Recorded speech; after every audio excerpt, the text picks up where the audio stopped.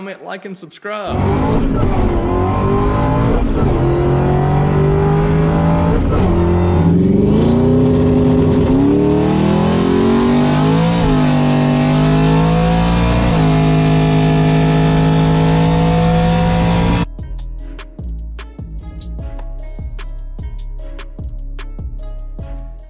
Hey guys, it's Ryan, aka the TTSALEEN. As you know on my channel, I've got two channels on YouTube, 98saleen, which I've had since like the 2000s. And I used to post videos on there, just normal racing, and when I go to the track and watch other people.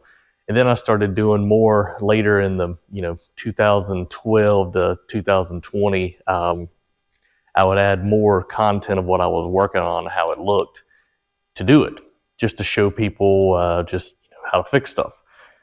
Since then, I've tried to turn my main channel, 98saleen, which you're watching this on now, into something that has a variety. So I try to show you going to the track. I show you my troubles that I have, how I fix stuff, if I have a good outing at the track or a bad outing, and I share everything with you. I don't hide anything. So I feel like that's good for learning about how to do stuff and how things actually happen in the real world.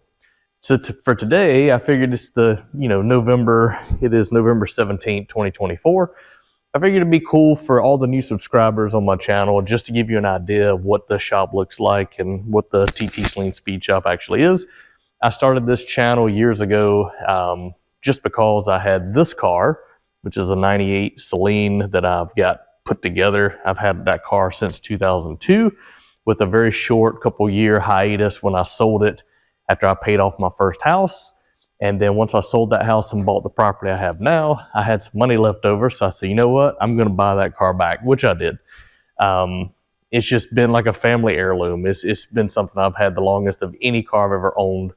Since I was a teenager, I've always had two cars. That's how I learned how to mechanic on things. I had cars that were just raggedy. And it's kind of a necessary type of thing. You have to learn so you can keep your cars on the road. You can't always pay somebody to do it. So for that reason, I can appreciate people that have to pay a shop to do work because they either don't have the means to do it, don't have a shop, don't have a lift, don't have tools.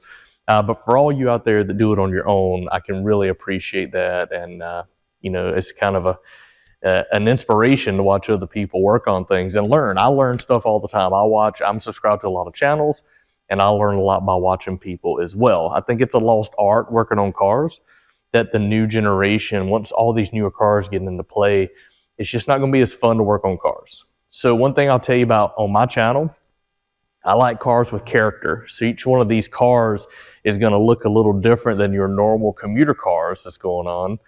So cars with character. Let's start out with the one I've had the longest, the TTSALEEN, also known as 98saleen or Hate Train. This car I bought in 2002. It was pretty much a stock Mustang, had the 2-valve engine in it, and a 5-speed manual. When I went looking for this car, I was looking to buy a Cobra. This was at the local Capital Ford dealership in Raleigh. And when I got there, it was this car. And it isn't exactly what I wanted because I really wanted a Cobra 4-valve engine, but I bought it. It was a cool car and it was clean. And over the years, I did work to it. I went from the 2-valve with a supercharger and cams to nitrous with the supercharger, and then a stroker motor, and then took the superchargers off, went twin turbo, and that car made just around 800 horsepower with a twin turbo stroker 2-valve engine in it. And it was okay. It was pretty fun. Had a lot of lag in it, twin 57s and everything on it, but I ended up switching that out. My goal, this was back in 2008, 2009, was to have a 1,000 horsepower street car that did everything I wanted to do. For that, I built a 5.4 engine, 4-valve heads, and twin turbos. They're twin 67s now. They've been on the car forever. I had them upgraded a couple years ago. It's the same big Kahuna 67mm turbos by Garrett, but I had the billet impellers put in them. They're still journal bearing turbos. They're not ball bearing, and they do really well. For ancient technology, they made 1,100 horsepower through the Turbo 400, and it's run 850s at 167 in the quarter. So it's super fast. It is not what I set out to do with the car. I just wanted a really badass street car. This, you got to think, 2009, 1,000 horsepower street cars were not very common. Today, 2024, you can literally make 1,000 horsepower by bolting on the biggest Whipple supercharger you can find. You don't need a custom twin turbo kit to do it anymore. The new Coyote platform is just phenomenal. And if that was available back in the late 2000s when I built this car, I probably would have a Coyote in it. But for now, that 5.4 4-valve, it's the GT supercar that came out in the mid-2000s. That's the heads and cams that's in this car. So kind of unique combination. I like it. It's not really exotic. It idles really smooth. It makes tons of power. I think I didn't tell you in the 8th, it runs 550s in the 8th at 131. And that's with the slow 137, 139, 60 foot. So it's a lot left in the car. It weighs 3,800 pounds of me in it. So would it be a lot faster if I dropped some weight out? Absolutely. Would I ever want to do that? The answer is no. I've had race cars. They weren't as fun to drive once they became a full-on race car. And so I'm going to leave the car alone. I have no desire to take it back to the track and try to better the numbers. It went faster than I ever thought it would. I won the 8-second car in the quarter after a few years of having the dyno horsepower numbers, you know, and it actually made 1,200 horsepower at one point with a 6-speed manual in it. Fast forward to here it is today. I'll give you a quick walk around on it. But this car has a Holley Terminator X computer system in it now. It has a Turbo 400 with a Circle D converter, twin 67 turbos we talked about, custom air-to-air intercooler, and it's just been phenomenal. The people that helped me with this car basically was Melvin Skinner and Caleb Skinner. Melvin built the motor, Caleb did all the fab work, and the initial tuning with the stock computer. And since then, I've gone to a Holley computer. I had Dr. EFI, Andrew Baroden, help me with the initial tune. And then I went to Josh Kinsey's dyno, and between Josh and myself, Billy Barnhouse, and Todd Wester, we actually tweaked the tune and got more timing in it, got the air fuel right, and that's where it made 1,100 through the auto. So it's super efficient, runs on E85. I can't say anything bad about it. In this trim, which is with the street wheels on it, it looks a total sleeper. When I shut the hood, clearly the cow hood still looks menacing, but it covers up the engine.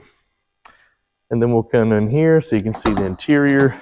Stock leather seats. These are actually out of a 03 Mach 1. A friend of mine was going full race car, wanted to sell the seats. I bought the front and rear seats to replace my black leather seats that I had in it.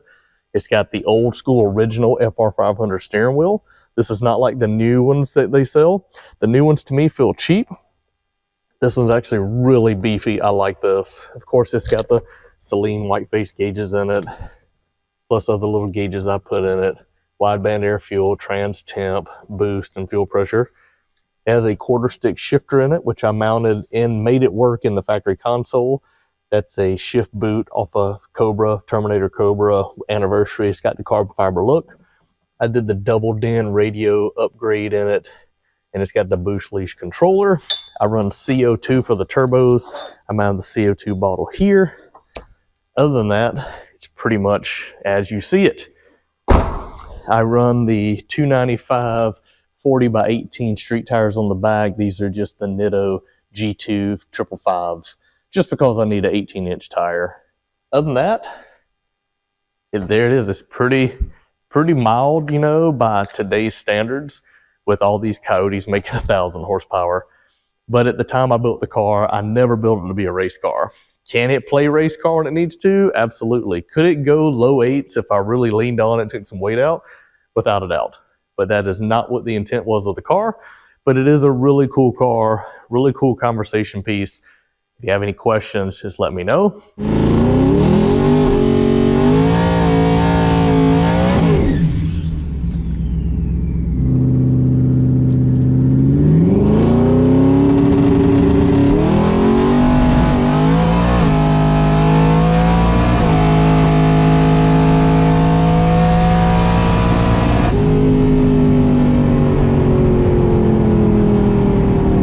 Next car that's really popular on my channel is the 2003 Mach 1. This car has gone through a few changes as well. It has a built engine. It's basically a Terminator swap is what they call it. It's based on the 0304 style of what came in the Terminator with the supercharged 4.6 4-valve. This car actually has a built engine. It's got a VMP 2.3 old school supercharger. Set of 80-pound injectors, stock rails, and it's got the bigger inlet there for GT500 style single throttle body and inlet with the big JLT cold air that goes down in the fender well. Other than that, it's pretty much stock and original. Again, this is one that Melvin Skinner and Caleb Skinner helped me with. Melvin built the motor, Caleb tuned it. This is still on a stock computer that Caleb tuned, and this car is made 789 real world horsepower through a 6-speed manual and a little over 700 with a 6R80 in it. So the automatic does sap a little power on the dyno. Doesn't mean it's any slower, but I've had this car out, as you know by looking at my channel. I've tried to maintain the stock look on the inside. You see there's no roll bar or any kind of safety in here, which is not good. And you can see I used a stock style shifter to make it really stealthy in here. What's cool about this car is it's got a built rear. It's got the 6R80 built by Jason at Wicked Performance in Raleigh, North Carolina. He also built the Turbo 400 in the TTSALEEN. This car has been 1018 at 140 with a 6-speed manual, and it had the T56 Magnum and a McLeod twin disc clutch. I never could get the 60 foot down like I wanted to on this car. So in my mind, I wanted to go to an automatic. Now there's a couple reasons for that. Most obviously, you should have kept the stick in, it should have done this and that. As I get older, I'm 52, I have rotator cuff problems, so my shoulders bother me. So that's one issue. But the second issue is, this is my daughter's favorite car in the fleet, and she wants to be able to drive this car without a lot of, drama, if you will. So by putting the 6R80 in it, she can pop it in gear and just drive off and go. So that's really why I did the auto. Is it faster at the track? Absolutely. This car actually went first pass, it went a 10:08 at 140, so it was a tenth faster right off the hit. I tweaked it a little bit, got the 60 foot down, and this car went a 980 at only 125 because I shredded the supercharger belt during that pass. But this car has proven itself to be a 9-second car, which is really fast for what I've got with this old school supercharger. But I feel like if that pass the belt would have hung on, it probably would have went a 970, maybe a 960. But either way, it's a high 9-second car that you can pop in gear, drive anywhere you want. I will give a shout out to US Shift. US Shift provides the Quick 6 controller. It's how I make that work in this car that didn't come with it. And it's their Gen 2, their newer controller, and it works really well. And I'll tell you a secret to how this thing idles and runs so good in gear without any problem. It's got an FTI converter, 3800 stall in it. And Jason recommended I put that in when he rebuilt the transmission. So overall, I've had this car since 2016. When my dad was still alive, he rode with me up to Delaware to get this car. This car was pretty much bone stock when I got it. Had some exhaust on it. Had what I thought was an exhaust leak. It was a tick in it. Ended up being the cam on the passenger side head had a problem. So that's at the time I decided to either fix that motor or do a swap. So I did a Terminator swap. I had bought the engine and we didn't know the history on it. And within a few hundred miles, it spun all the bearings out of it. I don't know why. I drove it for a little bit. I dynoed it. I mean, it made 730 horsepower, But the problem was it spun the bearings out. It didn't break the oil pump. As far as I know, it had been serviced, but apparently something happened and it spun the bearings out. When that happened, I had to get a new block. So I got a new iron block, a new crank. I got a good old school Eagle crank for it. It's got the billet rods in it, and it's got diamond pistons. It has about, 10-to-1 compression roughly on it, a set of L&M camshafts and ported heads. And it is a rock star. So I hope you like the walkthrough of the Mach 1.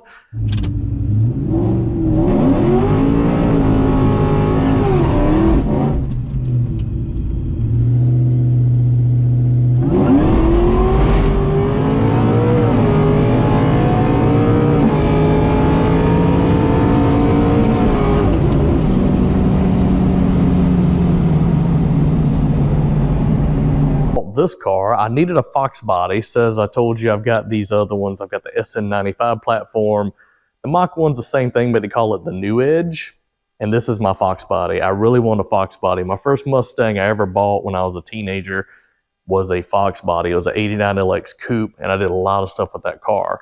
But this is an 87 Saleen. It's got all the cool features. It's got the stern wheels on it, which are really sought after. It's got the black with the silver stripes. You can imagine when I found this car for sale, it looked like my TTSALEEN, so I had to have this car. This car is overall pretty good condition. The paint's pretty decent. It's been repainted, and it needs like some wet sanding and buffing. I've done a correction buff on it to make it look as good as it does with a ceramic coat, but to be perfect, it needs that. And because I drive the car, I'm not too worried about it.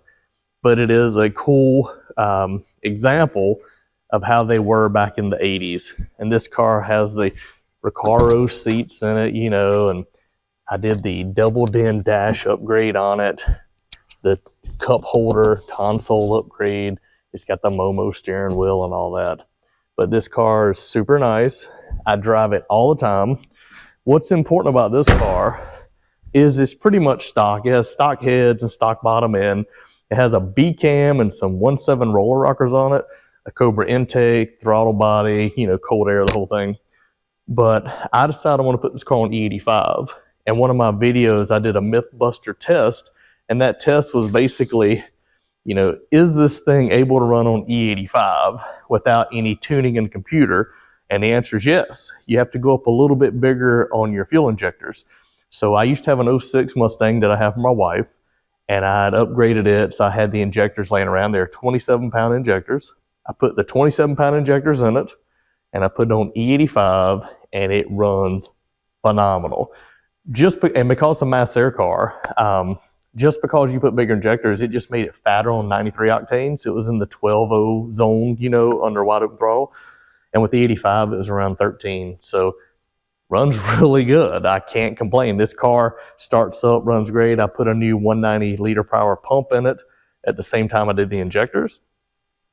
And it's been a really fun car. I dynoed it at Josh Kinsey's dyno. It made like 230 horsepower and like 270 pounds of torque, which isn't a lot by today's standards, but for back in 1980s, that's a really strong combination. This car has a McLeod Pro clutch in it. I think it's called the Street Pro clutch, single disc. It feels really good. It's really soft, and it doesn't shatter like the spec clutch I had in it. And I rebuilt the T5. Has aluminum drive shaft I put in it. It has 373 gears.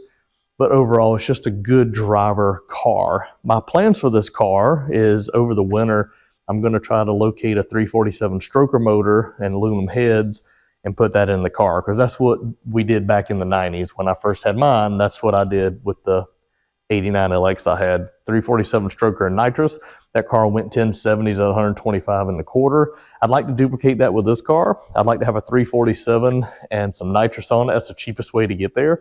And have a 10-second car. So if you can see what I'm building up here, I've got the TTSALEEN, an 8-second car, the Mach 1, a 9-second car.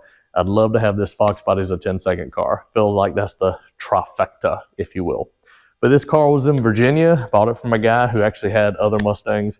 His dad had a collection of old hot rods, 57 Chevy convertible and things like that. Really cool to talk to people like that and meet people in the industry. But that's my third Mustang. That's all the Mustangs I have here in my shop. But as you can tell, my theme with these cars, I like to do them a certain way where they look stock, but they run a lot faster. And this car's coming. It looks cool, just needs some more power to back it up.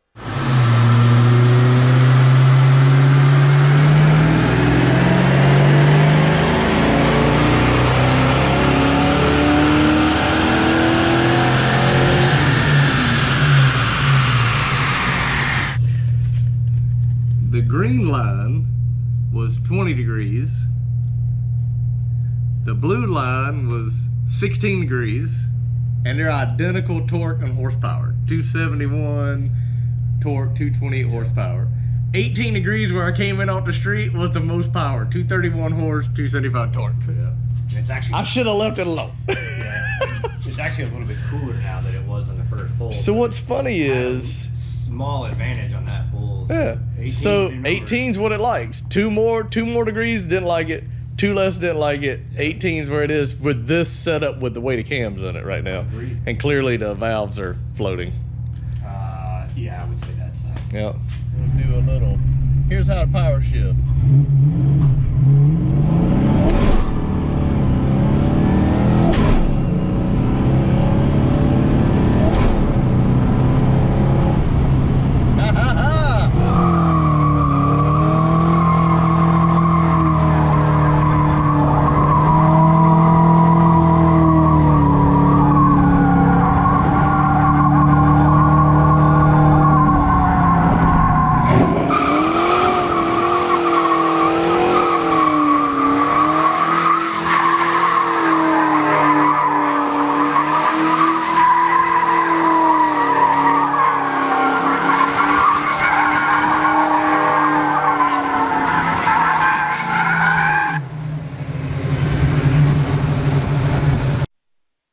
this is my 1968 Dodge Charger. For all of you that love these cars, if you like the Dukes of Hazzard or the movie Bullet, these were the cars. These are the really cool example of those late 60s Coke bottle shaped designs. This one designers went all out and made it look really neat. Like, look how this is made. This is just beautiful in here, you know? But this car started life as just a standard Charger, 318 two-barrel, and a 904, which is a smaller version of 727 3-speed automatic in it. And this is the original color. It's a racing green metallic. And this car came with white interior, white seats, door panels, but green carpet, green dash, but it did have the nice center console. Now, the original steering wheel is over there on the wall. It's like a wood grain. It's really big. It's like a 15+ inch steering wheel. It's massive. And I went to the upgraded Mopar steering wheel, which is a little smaller, but has a thicker grip, so it feels more, you know, I guess sports car feel, if you will. And if you notice that shifter, that did not come in this car. That came out of a 2006 Dodge Charger Daytona, because I did a swap. No longer does this have the 318 two-barrel. This car has a Gen 3 Hemi. This is the 5.7 Hemi. It came in the 2006 Dodge Charger Daytona, and it fits in here like a glove. And I wanted to keep it as factory as I could, so it looks like Dodge Stellantis could have done this with what they had on the shelf. If you'll notice, there's a few things here to point out. The radiator and the electric fans are out of the 06 Dodge Charger. The condenser and the trans cooler, power steering cooler, they're all right here out of the Dodge Charger. I actually mounted them in front, and I made brackets to mount this back here. That's a cold air kit for a 06 Dodge Charger, and a friend of mine, or my family, Corey Pierce, 3D printed this heat shield so I wouldn't have hot air coming from the headers here to my air filter. Other than that, it's got the stock 5.7 Hemi, but a set of long tube headers on it. It runs on E85. It has a set of Hellcat injectors. I believe those are 52 pound an hour.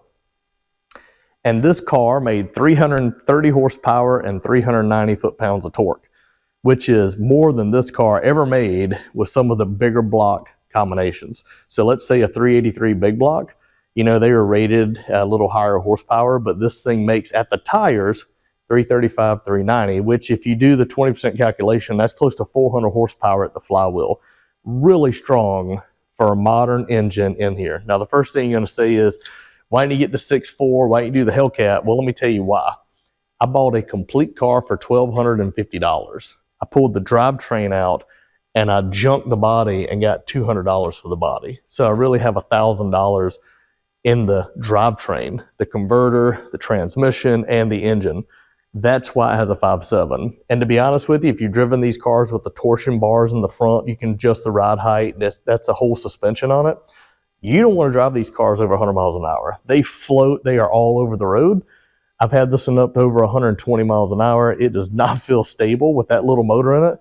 But let me tell you what it does. It's a sure grip positive traction with 373 gears and upgraded axles. I did all that, rebuild in it. And this thing will smoke the tires. Runs great, sounds great, and I stuck to the brand. A lot of purists will say you shouldn't have done that, you should have done something else or kept the 318. The 318 is a boat anchor. It was scary to drive because it wouldn't get out of its own way in this heavy car. This is actually an awesome way to make your old car feel modern. A few things to point out here. The biggest thing on these cars is where the wires go through the firewall, they crack, deteriorate, they can short out and burn the car to the ground. And also the alternator, back in the day, they had an ammeter where all the hot voltage and amps went into the car on the dash and around. I changed that around. Now I have a volt gauge in there instead, and all the hot wires and that high amp stay outside and come over here. And I've got circuit breakers redundant front and rear, the batteries in the back, and I put a bus bar into here just to tie all my electrical connections into. It does have working air conditioner. It does have factory power steering. It has manual brakes from the factory, but that's an upgraded master cylinder because I went from 4-wheel drum brakes to I put disc brakes in the front. I decided not to go with the disc in the back. With the disc in the front, drums in the back, it stops really, really well. It's got a Borgeson steering box I put in it with the steering shaft there, just to tighten up the front end. Hotchkiss suspension, just to lower it down with the leaf springs and all on it. And of course, the famous American Racing Vector wheels, which were made famous by the Dukes of Hazzard, with the Cooper Cobra tires, 235s in the front, 275s in the back. I am the second owner of this car. I bought it from the original owners, husband and wife, that actually lived about 15 minutes from my house. So it's really neat to find this car in the shape that it's in. They said they had to do a repaint because the factory paint had faded. This car lived in Texas his whole life until they moved to North Carolina about 10, 15 years ago. And they had it repainted, factory color, and just thing is phenomenal. It's in really good shape. That's why I haven't messed with it much. I wanted to keep that look to it. So no tinted windows or anything crazy. I wanted to maintain as much of that original aspect as possible, but have it modern. So you can get in it, turn the key, fire it up. It gets good gas mileage. You can average 18 to 20 miles to the gallon, and it runs great. So this has been a really cool project. But growing up with Dukes of Hazzard and watching the Bullitt movies, I always wanted one of these cars. And you're going to say, you're going to make it a General Lee? The answer is no. There's plenty of General Lees out there. I'd like to keep it looking original like this, which would hold more value in my opinion.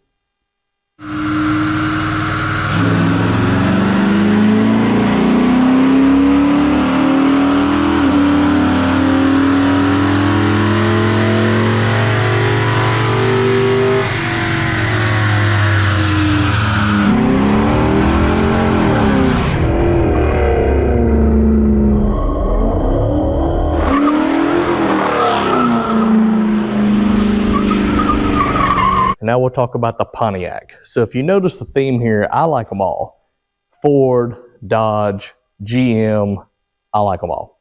This is a 2008 Pontiac G8. It only made these for 2 years, 08 and 09, and then GM filed for bankruptcy. This is one of their best cars they had ever made, and this was an import from Australia from a company called Holden, and it was a branch of GM over there.